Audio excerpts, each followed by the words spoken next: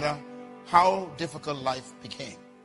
And they would teach us from this book about God and about Jesus Christ and about his sacrifice for us. And as kids, we grew up with those conditions. And as you grow older, you begin to question, why are we poor?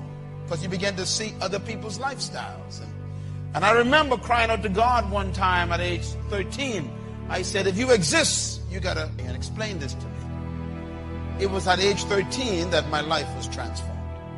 Because that night at 3 a.m. outside on the dirt ground, under the stars in the Bahamas, with tears running down my face, I asked God to explain to me why we were poor. His answer was simple. He says, because of your mind. That began a journey for me. I surrendered my life to God that night at age 13. I never went back. At age 14, I wrote on paper everything I wanted to be and to do. Today, I am doing those things. And something happened between sleeping on the floor and flying my own jet today. Now, what happened is I had a mental transformation.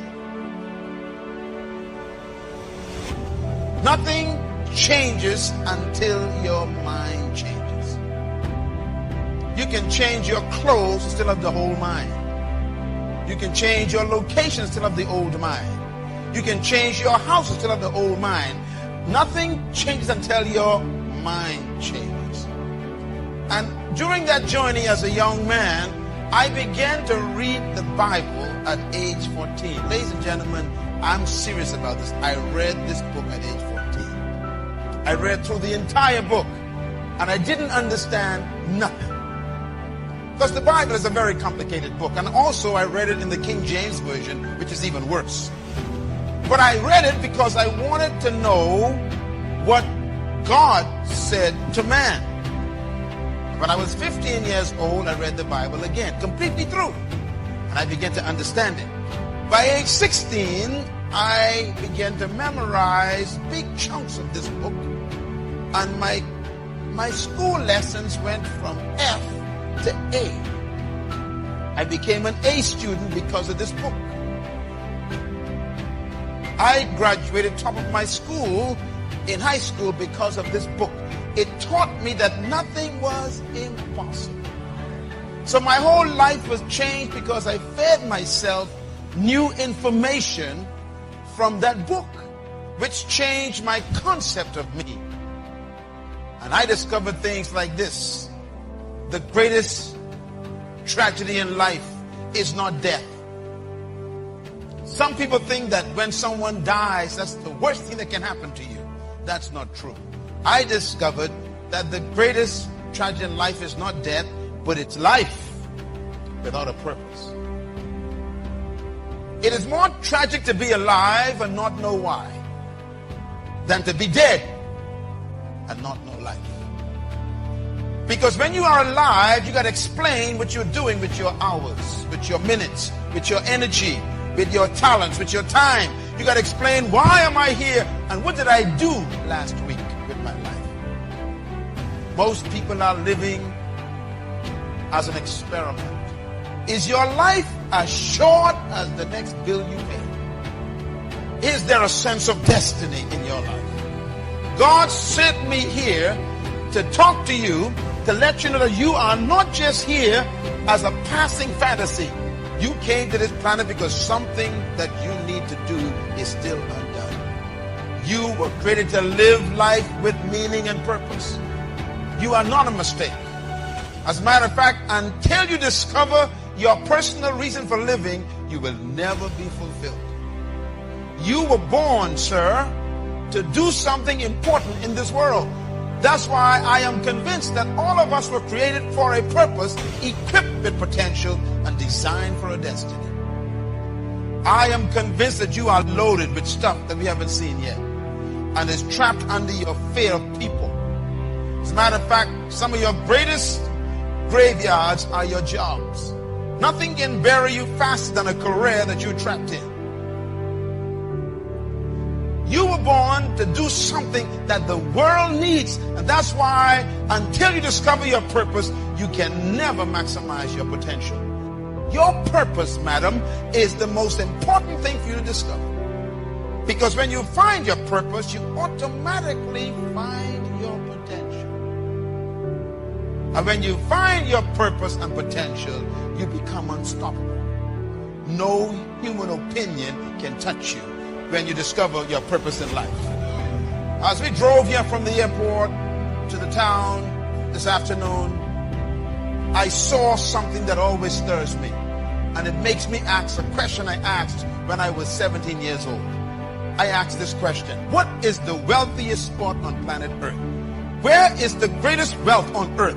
And someone says, well, maybe it is the gold mines of South America, or it's the diamond mines of South Africa, or the oil fields of Iran, Iraq, and Kuwait, or maybe it is the silver mines of Peru, or maybe it's the oceans of the Caribbean with all that seafood.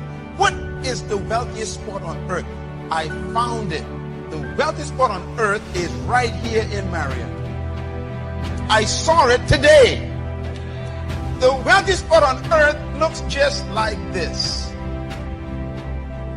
It's the cemetery. Why is the cemetery the wealthiest spot on earth? Do you know why? Because buried in the cemetery are books that were never written. In the graveyard, we've got paintings that were never painted. Buried in the cemetery right here in Marion is music that no one has ever heard. Because people died with music in their minds. What a tragedy. The graveyard is filled with businesses that never open. Some of you had a business idea for the last 20 years and you are still employed. Because you wouldn't step out and believe God with that idea. And the cemetery is going to take that business from us. The graveyard is filled with ideas that never became reality. The graveyard is filled with visions that died as nightmares and dreams. We got plans that were never executed. The graveyard is filled with awesome, powerful treasure no one has ever used. As a matter of fact, that is why I came here. Because I had to come. I came here because of the cemetery. I came here because I knew sitting in your chair right now tonight would be a person who is the candidate to add to the wealth of the cemetery. You are about to make the cemetery even more wealthy. Why? Because trapped in you is a book that you're procrastinating on. Inside of you is an idea that you still refuse to pursue. Inside of you is music that you never wrote, poetry you never wrote. How come the cemetery is going to take from us again? I have come to make sure the cemetery doesn't get anything from you. I really came here to Marion, South Carolina to make sure that you die empty.